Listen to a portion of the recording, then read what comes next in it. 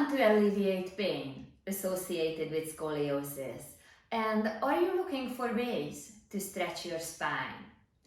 I'm Eva Venes of PainFreeForLifePilates.com, and today I'm going to show you the best scoliosis stretches and exercises so you can finally get lasting relief and not have constant pain in your body.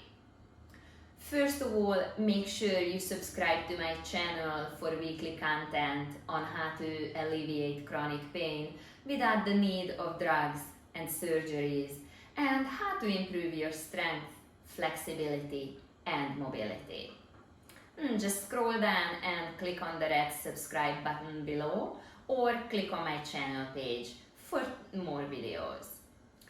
People with scoliosis struggle to find the right stretches for their bodies. Today, I'm going to show you a solution by identifying the stretches for your specific type of scoliosis, what props to use to support your spine, and what stretches to avoid. The reason why you have hip, back, neck, and shoulder pain or tightness is because your spine is being pulled out of alignment. Because of this constant pull, some of your muscles are locked into a chronically shortened, while other muscles are locked into a chronically elongated state. The uniqueness of our muscles is that they really enjoy variety. They don't want to do the same thing over and over. They want to lengthen and shorten and lengthen and shorten. They do not like to be locked into a constantly shortened or a constantly elongated phase. No matter what type of scoliosis you have, whether it's a C curve or an S curve, your spine is going to have a concave and a convex side to it. So for example, if due to your scoliosis, your left hip is higher than your right hip and your left shoulder is lower than your right shoulder, then in that case, your left side would be shorter than your right side. Your left side would be the so-called concave side, since your spine is shifting towards the right, and that would form a letter C. So this side would be your concave side, this side would be your convex side. You would want to focus on lengthening out and opening up the shorter concave side as opposed to the convex side. The muscles on your convex side are locked into a constantly stretched out, elongated phase, so you do not need to further stretch them. You need to open up the opposite side. If you have a ribcage rotation, so for example, if you put your hands on your mid-back and you feel that one side of your back stands out a little bit and the other side is a little bit hollow, that would mean that you have a right ribcage rotation. In that case, when it comes to twisting exercises, you would benefit from rotating in the opposite direction as opposed to going further into your curve. So if your ribcage is rotated towards the right, you always want to rotate towards the left to get you out of the curve and bring you back to a more neutral state as opposed to further twisting into your curve. With that being said, let's jump into our exercises. The first one is going to be what I call a spinal wave. So assume child pose with your knees wide apart, your big toes touching, walk your hands forward, give your spine a nice elongation, then rise up, round your back like a cat, shift your body weight forward towards the hands, then reverse the shape of your back, drop into extension, draw down your shoulder blades and push back into child pose. Then rise up from the heels, round your back like a cat, drop your head, shift your weight forward, Draw down your shoulder blades, straighten your spine, push back into child pose. Carve your stomach out, round your back again, shift forward, draw the shoulder blades down, make your collarbone stand out, extend your back and push back. Now we're gonna get more specific. So let's say that the right side is your concave, shortened side. That's the side where you're a little bit hollow and your muscles are in a shortened phase. In that case, you would want to walk your hands towards the left side. So you can open up the right side of your back. Try and take a few nice deep inhales. Try and direct your breath to the right side of the back, right side of the rib cage. Try and puff up that area with your breath. See if you can fill out the hollow side of the back by breathing into it. If it's the left side of the back that needs opening, if that's your concave side, then walk your hands over to the right side of your mat and breathe into the left side of the back. Make those muscles move and lengthen,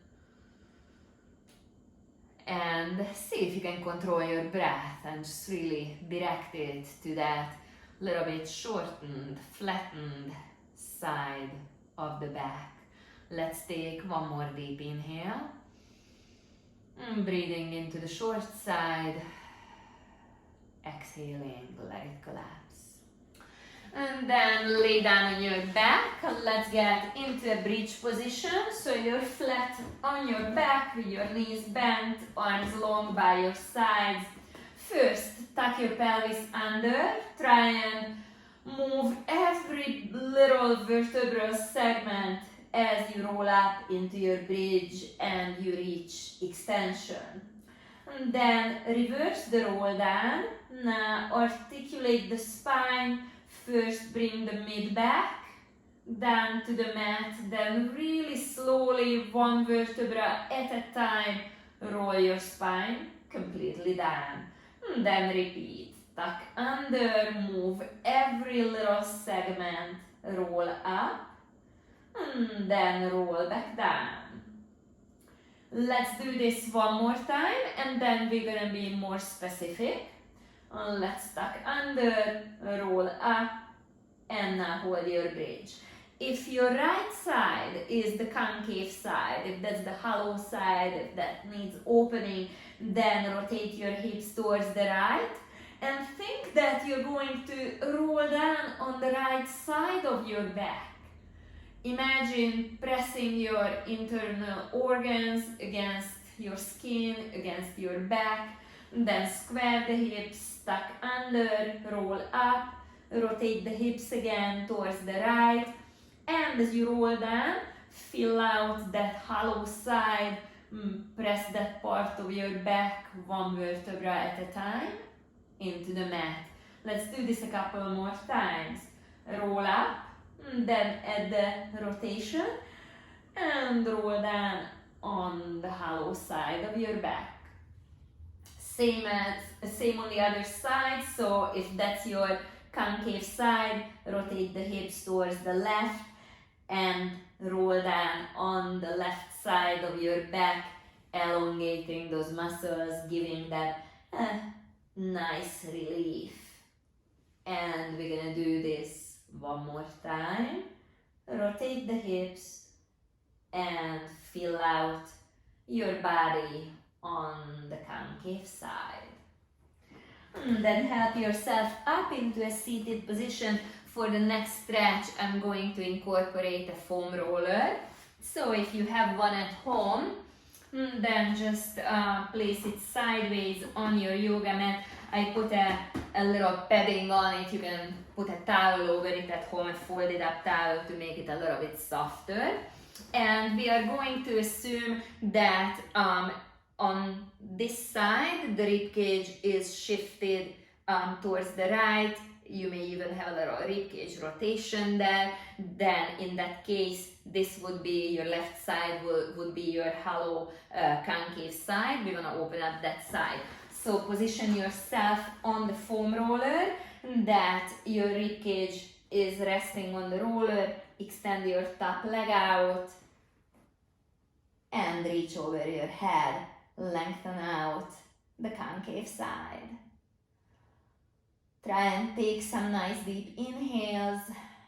Again, breathing into the lower part of the rib cage, into the back of the rib cage, into the lower back. Puff up that area with your breath. And hold this stretch for at least 20 seconds, 30 seconds. You can repeat it 2 or 3 times as well. And let's do it on the other side as well. So in that case, we assume that this is your concave side. Place the foam roller under the rib cage. Bottom leg is pulled up, top leg is extended. And just reach over your head, lengthen out that shortened side. Deep inhales. Make sure that your breath is not superficial. Try and really breathe deep into the lungs as opposed to just breathing under the collarbones. Breathing is something that people with scoliosis usually struggle with.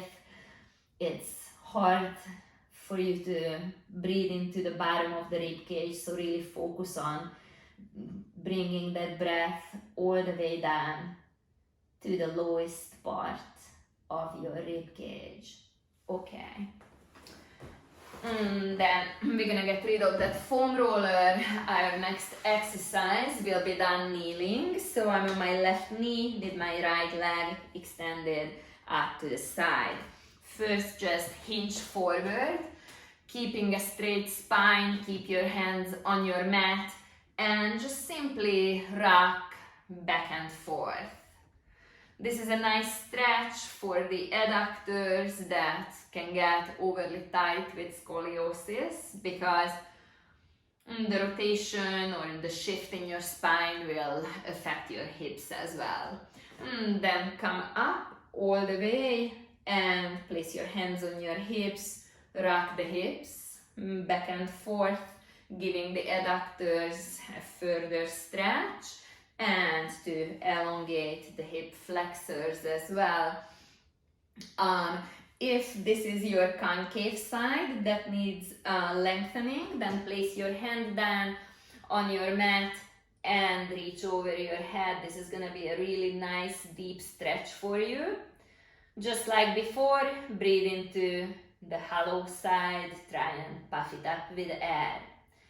Another option you have is you can put both hands down on the mat and walk your hands nice and far to further stretch the lower back and the mid back. This is a wonderful stretch for the concave side.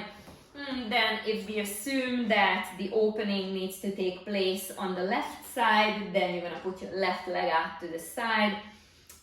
First, just hinge forward and keeping the hands on the floor, on the mat, rock back and forth. And then rise up on your knee, hands on the hips, and now rock back and forth without the support of the arms. And just one more time. Now you assume that this is your shortened side. Place your hand down on the mat, reach over the head, open up your side body, directing the breath into the shortened side of the back. Place the hands down and walk the hands away to further open up the low back and the mid back. Breathing deeply, complete inhales and complete exhales. these were my favorite spinal stretches for scoliosis. I hope you enjoyed them and you feel opened up and elongated. For more great videos on how to alleviate chronic pain without the need of drugs and surgeries, and how to improve your mobility, strength and flexibility, please visit my YouTube channel. If you need more individualized help, visit my website at PainFreeForLifePilates.com and schedule a 15-minute free phone consultation. Thank you for joining me today.